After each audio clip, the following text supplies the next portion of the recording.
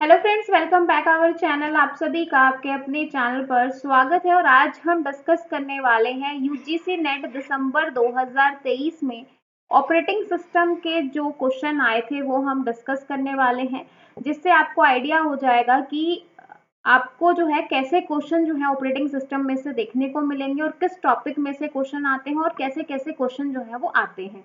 तो अब जो है ये आपकी पीवाईक्यू की सीरीज है जो कि सब्जेक्ट वाइज रहने वाली है, जिससे आपको काफी ज्यादा यहाँ पे आइडिया होने वाला है। तो जिसने भी अभी तक चैनल को सब्सक्राइब नहीं किया है कर दीजिए। और हमारा जो है एप्लीकेशन के ऊपर एनएस क्लासेस एप्लीकेशन के ऊपर क्रांति बैच अवेलेबल है यूजीसी नेट के लिए, तो जो भी बच्चा इंटरेस्टेड है वो उसको ज्वाइन कर सकता है। ठीक है, तो सबसे पहला क्वेश्चन जो है वो आपको ये देखने को मिला था जिसमें मैचअप का क्वेश्चन था। लिस्ट 1 और लिस्ट 2 आपको दे रखी थी। लिस्ट 1 में आपको दे रखा था LRU, demand cleaning, long term scheduling और मीडियम टर्म शेड्यूलिंग। तो ये चार जो है लिस्ट 1 में थे और इसके बाद जो है लिस्ट 2 में इनकी डेफिनेशन दे रखी थी और पूछा था कि भाई इसमें से कौन सा जो है वो आपका आंसर होगा। ये चार ऑप्शन देके पूछा था कि कौन सा करेक्ट होगा। ठीक है, तो अगर आपको इन सब के बारे में पता है, वन बाय वन करके हम सभी के बारे में डिटेल में डिस्कस करेंगे, ताकि इन फ्यूचर अगर यहाँ से टॉपिक से रिलेटेड कोई भी क्वेश्चन आता है तो आपको पता चल जाए। ठीक है, तो सबसे पहले हम long term scheduling, medium term scheduling, तो इनको हम वन बाय वन करके डिटेल में डिस्कस करते हैं। देन हम क्वेश्चन को एक बार देखेंगे कि क्या है। ठीक है, एक बार अच्छे से समझ में आ जाएगा तो ये जो डेफिनेशन लिखी हुई है ये भी आपको अच्छे से समझ में आ जाएगी। ठीक है, तो सबसे पहले जो आपका ये शेड्यूलिंग एल्गोरिथम है कि हम कहाँ कहाँ पे यूज करते हैं, उससे पहले आपको जो स्टेट डायग्राम है किसका, प्रोसेस का, क्या क्या होता है, टोटल कितनी स्टेट होती है, 5 न्यू होता है। उसके बाद आपका क्या आ जाएगा, रेडी आ जाएगा, फिर आपका क्या आ जाएगा, रनिंग आ जाएगा। और यहीं से मैं आपको समझाऊंगी कि हम इन जो आपके मीडियम टर्म शेड्यूलर है, लॉन्ग टर्म शेड्यूलर है, शॉर्ट टर्म शेड्यूलर है, कहाँ पे हम यूज करते हैं। ये टर्मिनेट हो गया। ठीक है, टोटल 5 प्रोसेस होती है। फटाफट बताओ कि कौन सी रहेगी। एक रह गई आपकी वेट और ब्लॉक। अब एरो के साइन, यहाँ से न्यू से हम रेडी में जाएंगे, रेडी से रनिंग में जाएंगे। अगर कोई हाई प्रायोरिटी प्रोसेस या टाइम जो है एक्सपायर हो जाता है तो वापस हम कहाँ पे आ जाते हैं, यहाँ पर आ जाते हैं। और जब मेरा काम खत्म हो जाता है तो प्रोसेस जो है वो टर्मिनेट हो जाती है। ठीक है, रनिंग यानी कि जब प्रोसेस को आईओ डिवाइसेस का यूज करना है तो प्रोसेस कहाँ आ जाएगी, अपनी मर्जी से आएगी, यानी कि नॉन प्रियमेटिव होगा जब रनिंग से वेट में आते हैं। ये क्वेश्चन भी बहुत बार एग्जाम में आया है। ठीक है, उसके बाद जब प्रोसेस जो है आईओ डिवाइसेस को यूज कर लेगी तो वापस रनिंग में नहीं जाएगी, उसको वापस रेडी क्यू में जाना पड़ेगा। ठीक है, ये चीज आपको याद रखनी है। न्यू जो है ये है आपकी सेकेंडरी मेमोरी, रेडी जो है वो है आपकी मेन मेमोरी, रनिंग जो है वो है आपकी मेन मेमोरी, वेट और ब्लॉक भी है आपकी सेकेंडरी मेमोरी। ठीक है, ये मेमोरी मैं इसलिए बता रही हूँ ताकि अभी आपको अच्छे से समझ में आएगा।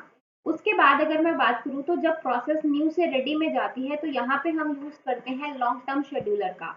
मतलब सेकेंडरी मेमोरी से मेन मेमोरी में मल्टीपल प्रोसेस यहाँ पर रहती है, यहाँ पर मल्टी प्रोग्रामिंग का भी कंसेप्ट आता है। ठीक है, तो जितनी लिमिट है, क्योंकि सेकेंडरी मेमोरी का साइज बड़ा होता है, मेन मेमोरी का साइज क्या है, लिमिटेड है, तो जितनी नंबर ऑफ प्रोसेस यहाँ पर आ पाती हैं वो हम लेकर आते हैं। और डिग्री ऑफ मल्टी प्रोग्रामिंग को कौन हैंडल करेगा, लॉन्ग टर्म शेड्यूलर। ठीक है, लॉन्ग टर्म शेड्यूलर को हम जॉब शेड्यूलर भी बोलते हैं।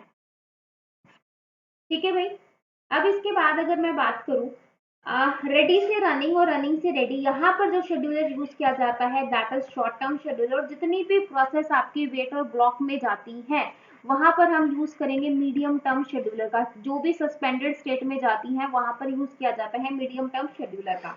यहाँ पर मैं आपको जो है डिफरेंस जो है डिटेल में डिस्कस करवा दूं।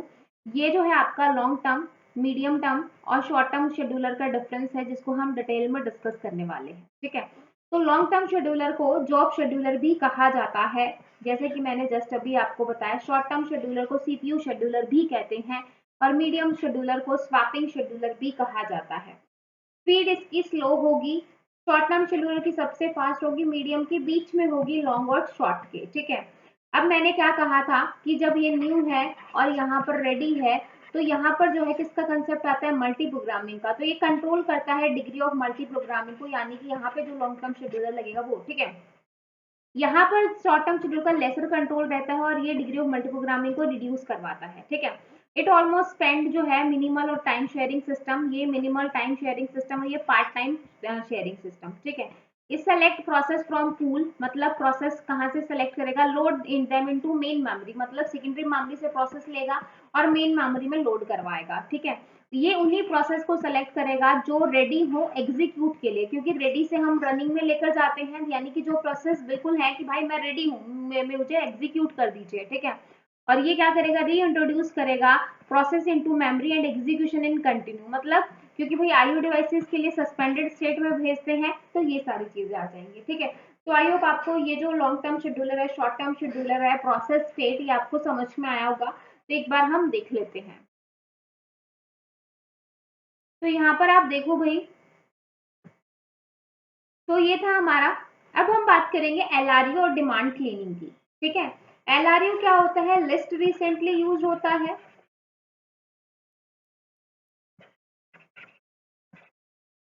लिस्ट रिसेंटली यूज हो जाएगा।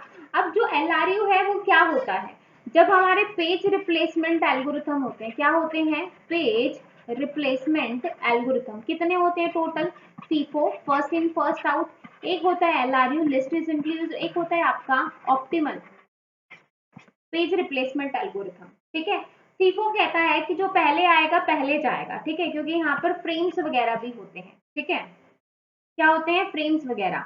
अब एक क्वेश्चन आता है ब्लडी एनोमलीज का, बड़ी जो ब्लडी एनोमली है वो आपको कहाँ पे देखने को मिलती है, फीफो के अंदर देखने को मिलती है। क्वेश्चन बहुत बार एग्जाम में आते हैं, इसलिए मैं आपको बता रही हूँ, ठीक है।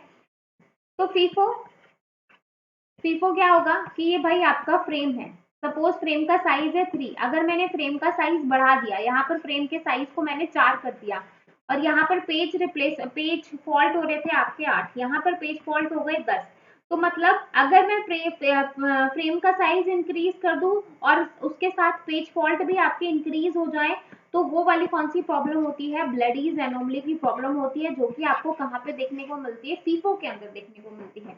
लिस्ट रिसेंटली यूज्ड में हम देखते हैं कि सबसे लास्ट में कौन सा यूज हुआ था, हम उसको जो है बाहर निकालते हैं, और ऑप्टिमल में हम फ्यूचर का देखते हैं, ठीक है। तो यहाँ पे हम लॉन्गेस्ट, मतलब यहाँ पर हम एलआरयू में फ्यूचर नहीं देखेंगे और ऑप्टिमल में फ्यूचर देखेंगे कि कौन सा यूज करने वाले हैं, ठीक है। तो अब एक बार ऑप्शंस देख लेते हैं। एलआरयू, एलआरयू आपका क्या हो जाएगा, page is return to secondary memory only when it has been selected for replacement. Second देखो, a page that has not been reference for the longest time is replaced, ठीक है भाई। तो यहाँ पे पेज, उस पेज को रेफरेंस नहीं किया जाएगा, क्योंकि पेज रिप्लेसमेंट एल्गोरिथम की बात कर रहे हैं, जो लॉन्गेस्ट टाइम इज रिप्लेस्ड, ठीक है, जो लंबे समय से रिप्लेस नहीं हुआ है। तो यहाँ पे आपका आंसर हो जाएगा एलआरयू का, एलआरयू की डेफिनेशन हो गई ये वाली, ठीक है। उसके बाद आ जाएगा आपका डिमांड क्लीनिंग, एक होता है आपका डिमांड पेजिंग, एक हो गया आपका डिमांड क्लीनिंग, नाम से ही समझ में आ रहा होगा। देखो डिमांड पेजिंग क्या होता है कि सपोज मुझे जो है किसी पेज की जरूरत है और वो आपका मेन मेमोरी में नहीं है, तो हम उसको कहाँ से लेकर आएंगे, सेकेंडरी मेमोरी से मेन मेमोरी में पेज आएगा, आएगा कि नहीं आएगा भाई। मैंने किसी पेज की डिमांड की है, तो क्या हो जाएगा, डिमांड पेजिंग, कि भाई मुझे वो पेज मेन मेमोरी में चाहिए। क्लीनिंग का मतलब ये है कि जो है उसमें से पेज को क्या करना, क्लीन करना, ठीक है। तो page is return in secondary memory में only when it has been selected for replacement, मतलब उस पेज को सिर्फ तभी सेलेक्ट किया जाएगा जब मुझे उसको रिप्लेस करना है, यानी कि क्लीन करना है। मतलब मैंने डिमांड की कि भाई ये पेज अभी इन फ्यूचर में कभी यूज नहीं करने वाली, तो इस पेज को क्या कर दो, क्लीन कर दो, तो उसको हम क्या बोलेंगे, डिमांड क्लीनिंग कहेंगे। क्या कहेंगे भाई, डिमांड क्लीनिंग कहेंगे, ठीक है। तो क्लीनिंग क्या हो जाएगी कि भाई मैंने रिक्वेस्ट की कि भाई मुझे ये पेज इन फ्यूचर नहीं देखना, तो हम उस पेज को क्या कर देंगे, क्लीन कर देंगे, हटा देंगे, ठीक है। तो जो पेज मेरा सेकेंडरी मेमोरी में है, मैंने बोला कि भाई इस पेज को रिप्लेस कर दो, सिर्फ उस पेज को तभी सेलेक्ट किया जाएगा जब उसकी रिप्लेसमेंट करनी है। तो डिमांड क्लीनिंग का क्या हो जाएगा, डिमांड क्लीनिंग जब हम उस पेज को रिप्लेस करेंगे, ठीक है। अब आ जाओ आपका long term scheduler. Long term scheduler में मैंने आपको क्या बताया था कि जब आपका न्यू यानी कि सेकेंडरी मेमोरी से मेन मेमोरी में जब हम लेकर आते हैं, ठीक है। तो यहाँ पे देखो, the decision to add the number of process that are partially और फुली इन मेन मेमोरी, मतलब या तो पार्शली हो या फिर फुली हम मेन मेमोरी में उसको क्या करते हैं, ऐड करवाते हैं, ठीक है। तो क्या मीडियम टर्म शेड्यूलर में हम इस तरीके से कर रहे थे, the decision to add the pool of process to be executed, हम क्या करवा रहे हैं, एग्जीक्यूट करवा रहे हैं, मतलब कि भाई नंबर ऑफ प्रोसेस को, ये सेकेंडरी मेमोरी है और यहाँ पर ये आपकी मेन मेमोरी है, तो नंबर ऑफ प्रोसेस को हम कहाँ पर लेकर आ रहे हैं, एग्जीक्यूशन के लिए। जस्ट अभी मैंने आपको दिखाया भी था, ठीक है। तो यहाँ पे लॉन्ग टर्म शेड्यूलर का हो जाएगा 4, ठीक है। मीडियम टर्म शेड्यूलर को हम क्या करते हैं कि भाई ये आपका रनिंग है और पार्शली, और उसमें हम क्या करते हैं, पहले यहाँ पर लेके आएंगे फिर यहाँ से यहाँ लेकर आते हैं, दोनों में मीडियम टर्म शेड्यूलर का काम है, ठीक है। तो भाई पार्शली और फुल्ली जो है वो मेन मेमोरी में हम नंबर ऑफ प्रोसेस को ऐड करवाते हैं, ठीक है भाई, ठीक है। और यही मैंने आपको डिफरेंस में बताया था कि देखो, it select process from pool and load them into memory for execution, ठीक है, एग्जीक्यूशन के लिए हम करवाते हैं, ठीक है भाई।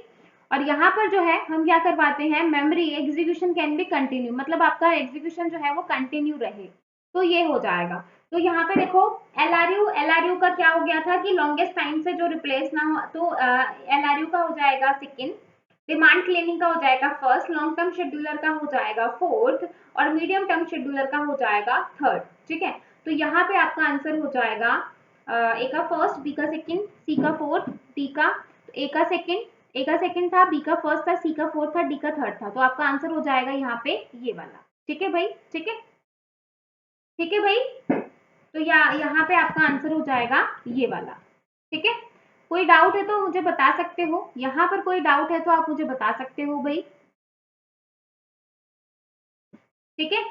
तो ये था मेरा जो है ऑपरेटिंग सिस्टम का क्वेश्चन। इसके बाद नेक्स्ट जो ऑपरेटिंग सिस्टम के जितने भी क्वेश्चन आए हैं वो हम नेक्स्ट क्लास में डिस्कस करेंगे। आई होप आपको जो है ये क्वेश्चन भी समझ में आया होगा और किस तरीके से हम इसको करेंगे वो भी आपको समझ में आया, ठीक है। तो अगर आपको है कि भाई ऐसे ही जो है हम सारे पीवाईक्यू को डिस्कस करें, चाहे वो दिसंबर 2022 हो, 2023 हो, ठीक है, और अगर आप 3 से 4 पेपर भी ऐसे डिस्कस कर लेते हैं टॉपिक वाइज और सब्जेक्ट वाइज, तो आपको बहुत अच्छे से कॉन्फिडेंस आ जाएगा, आपको क्लैरिटी हो जाएगी कि ऐसे ऐसे क्वेश्चन जो है आपको एग्जाम में देखने को मिलेंगे।